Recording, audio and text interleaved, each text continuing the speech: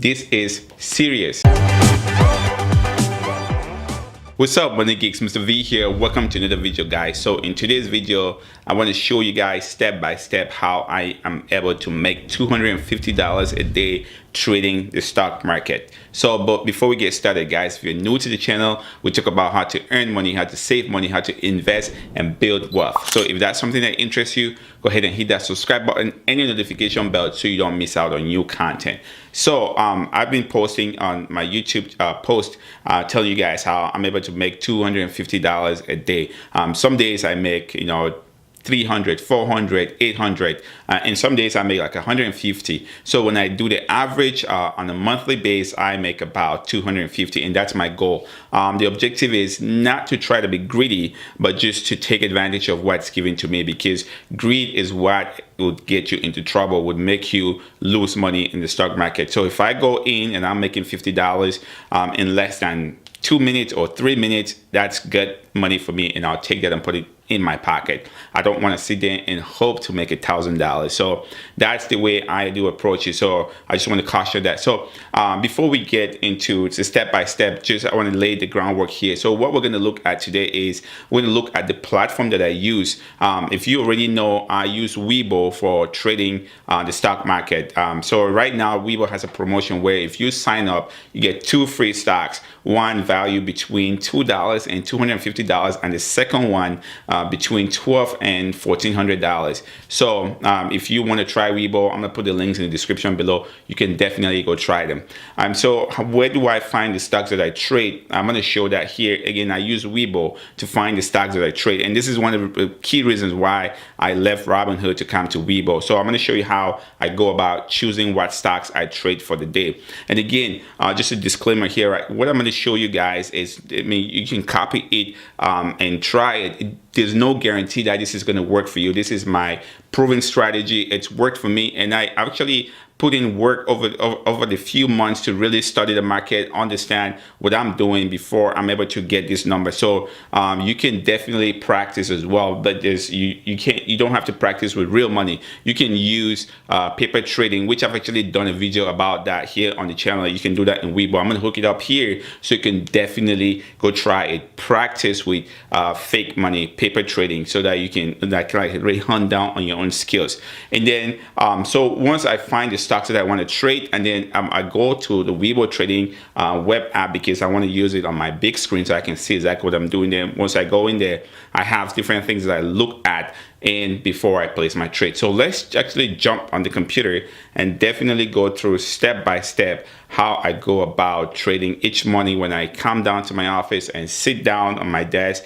This is how I go about making $250 a day. So let's go check it out. This is the WeBull app. So you go under market.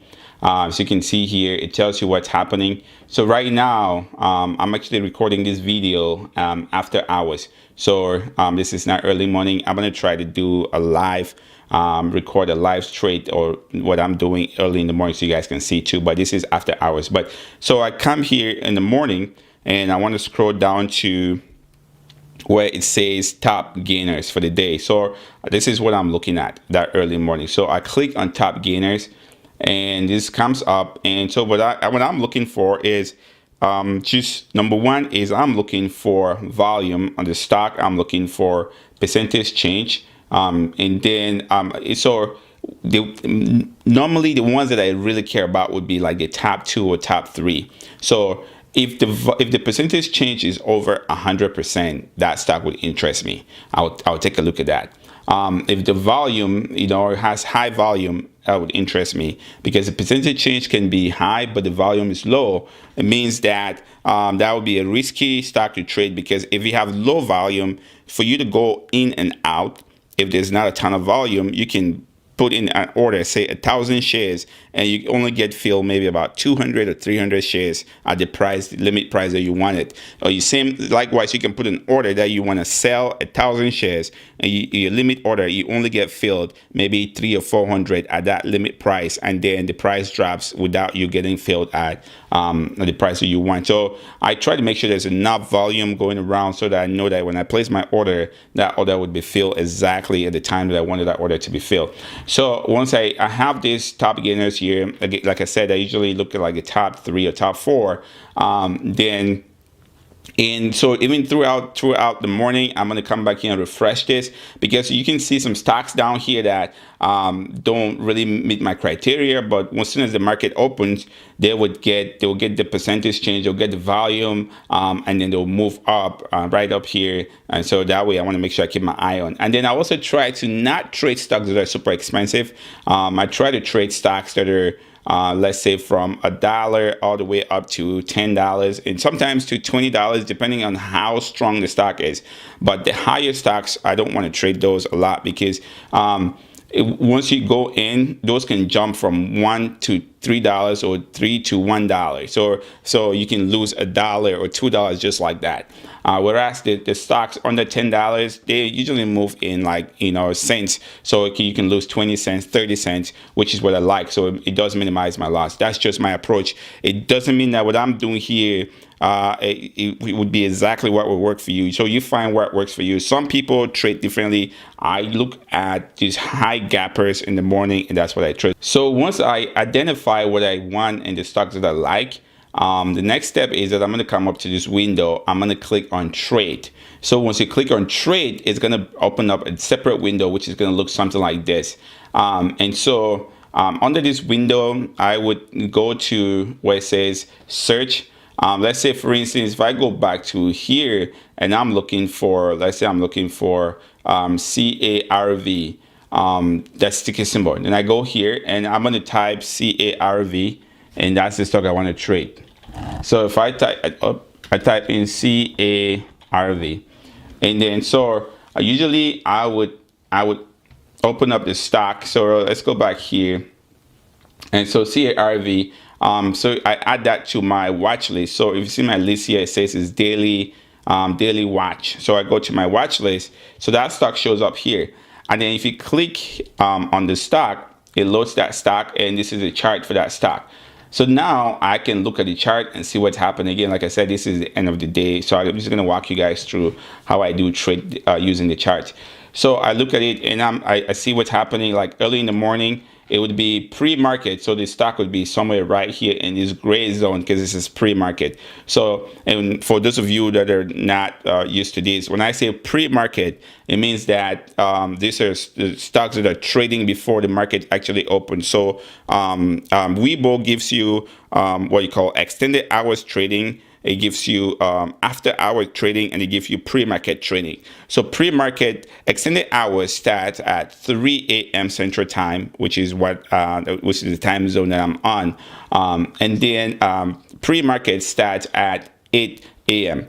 8 a.m. to 8:30. That's pre-market. Then the market itself opens at 8:30 Central Time. So pre-market, I would look at the stock, and so if you look at this particular stock, so this is extended hours until like pre-market, and see how it was just gapping up gradually. So if you look at that line right there, that VWAP, it sees it just keep growing. And then this is, as soon as the gray line stops, that's where the market opens up. So the market opens up, and then this particular stock gaps up a little bit, and then there's a huge pullback, and then just see how it goes. I'm going to explain how I do trade here shortly, but that's how when I have the stocks, I have my list over here under my daily watch. This is the stocks that I'm interested in trading for the day, and then I'll just keep my eye on them. So now I'm looking at, hey, okay, Mr. V, at what point do you jump in and take a trade? I look at this yellow line that you see. It's called the VWAP, and VWAP stands for value weighted average price. So I look at the VWAP, and that's one of the indicators that I use. So if you are on the WeBull platform and you want to show VWAP on your chart, you just go to where it says indicators, and then check the button that says VWAP, and this line would show up on there. So the way I go about it is I look at VWAP. If my price is right on the VWAP, I'm going to hold that trade. I'm not going to place a trade. I just keep watching it. If it dips underneath the VWAP at that point, which is some kind of consolidation, I don't trade it. I just hold it. And again, this is my strategy. Some people trade the dip. So as the price goes down, they buy, hoping that it would go up. The reason why I don't trade the dip is because when you trade the dip, you don't know if that's the bottom. You can buy when it goes low and then it keeps going low. So I don't like that. So I want to see the confirmation. So it goes down at consolidation, and then when it breaks the VWAP, and then I see confirmation, then that's when I buy. The disadvantage to that strategy is that I'm going to lose some money, because for somebody that bought the dip, let's say, bought down here, they would make more money if the stock moved back up here, just in this case up to 222. So if you enter here at say $15 and then squeeze all the way to 222, you make more money. Whereas for me, I'll get in at about, let's say, at about $18, and then it squeezes to 22. So you would make a ton of more money, but your risk increases, because for me, I'm buying when it's going up. For you, you buy at the bottom, and you don't know if that's the bottom. It might go down again. So that's my strategy. Again, guys, this is what works for me. So I don't want somebody to shoot me a text and say, hey, Mr. V, that it's not a good strategy. It works for me. I'm able to make my money doing it. So that's how pretty much I do it. So like say right here, I'll be watching this stock. I'm looking at right here. I'm looking at, hey, the VWAP. As soon as it breaks the VWAP, and then I look at that confirmation. So you look at the first solid candle right here that shows me as some sort of confirmation. And then I go here, I check this, I choose how many shares I want to buy, and then I choose my limit price. So in this case, I say if I want to buy it at, let's say, $18 a share, I choose my limit price. And then for me, I could do one of two things. So I put a stop loss, and I do a take profit. And this is the part that saves me from being greedy. So if let's say, for instance, here, I can say I want to lose maybe, I'll say 17, let's say 1760. Okay, so I want to lose $40, and I'm anticipating that this thing will go all the way to let's say $20. Okay, so I'm risking $40 to make $200. So to me, that's a good bet, in my opinion. So I'll put that, and then I would place my trade. So you click place trade, then the confirmation window will come up. You confirm that, and then as soon as that thing hits your entry price, it would buy it. And then so notice here that the price in this case, when I got in, squeeze up all the way to 19, 20, 21, all the way to 22. So now you're thinking, Mr. V, but your stop loss is at $20. Why don't you take the profit if it's going up to 22? I do take the profit, and here's how I approach that. So once I go in, I put my stop loss. As soon as this thing breaks, let's say I go in at $18, it goes up to 19. Oh, I'm gonna move my stop loss. So I just edit the order and move my stop loss. Now from 1760, I'm going to move my stop loss to $18. So at that point, if this thing pulled back, I'm going to break even. So I'm not going to lose money on this trade. So I move it to 17. Then it goes up to 19, and then I move my stop loss to 18. It goes up to 20. I move my stop loss to 19. So that's how I secure profit. And that's the best place to be as a trader. Once you are able to secure profit, which means that no matter how bad this trade goes, you know for sure you're going to come up on top. So I move it to say 19, it goes up to 21, I move it to 20, and then as soon as I see like it's starting to show some sort of rejection or resistance, and then I can move it closer and take my profit. So I'll just move it to the bottom, so that if it drops a little bit, it kicks me out and I take my profit. And so that's how I'm able to secure profit. So in some cases, again, guys, I go in, it doesn't go as planned. If I go in and this thing like just gets some rejection and then starts to pull back, it'll knock me out, and I'm out $40. But if I didn't have a stop loss, I could be out. It could drop, like if you see right here, and this candle right here, see how quick this thing drops from $19, it drops down to $15 and some change. So but if you had your stop loss, you say you want to lose just $40, it would kick you out at just 40. So that is how I simply do it. So again, just a quick recap here. When I go in the morning, I choose to get the stocks I want to trade. I go to market, I look at top gainers, and then I look at the top 3. And what I'm looking for is the percentage change and the volume. Again, the higher the volume, the better that stock is for me to trade, because I know that my orders would be filled. Once I have the stocks, I go to trade. Sorry, I click on trade over here. It opens up this window. I search the stock that I want. I add it to my watch list, which is what I'm going to be trading. So like here, all the stocks here are stocks that I have my eye on for the day. So for instance, LMFA, this is a stock that I traded. So if you see right here, as soon as the market opens, you see right here, it stays right on the VWAP, and then get confirmation right here and just kind of like break through. So it went from $3 and squeezed all the way to almost $4. So I traded this right here and made some profit. And then look at that pullback. I mean, I could, because I entered here, I could have waited and still ride this all the way up here, but this pullback right here, there's no guarantee that this would, you get another confirmation going back up. So the pullback could have gone all the way south. So it's always good to secure profit instead of hoping that you're gonna make more money. Take some money out of the table. So that is how I'm able to make at least $250 a day. And again, guys, this is a very risky thing to do. You have to be very smart with what you do.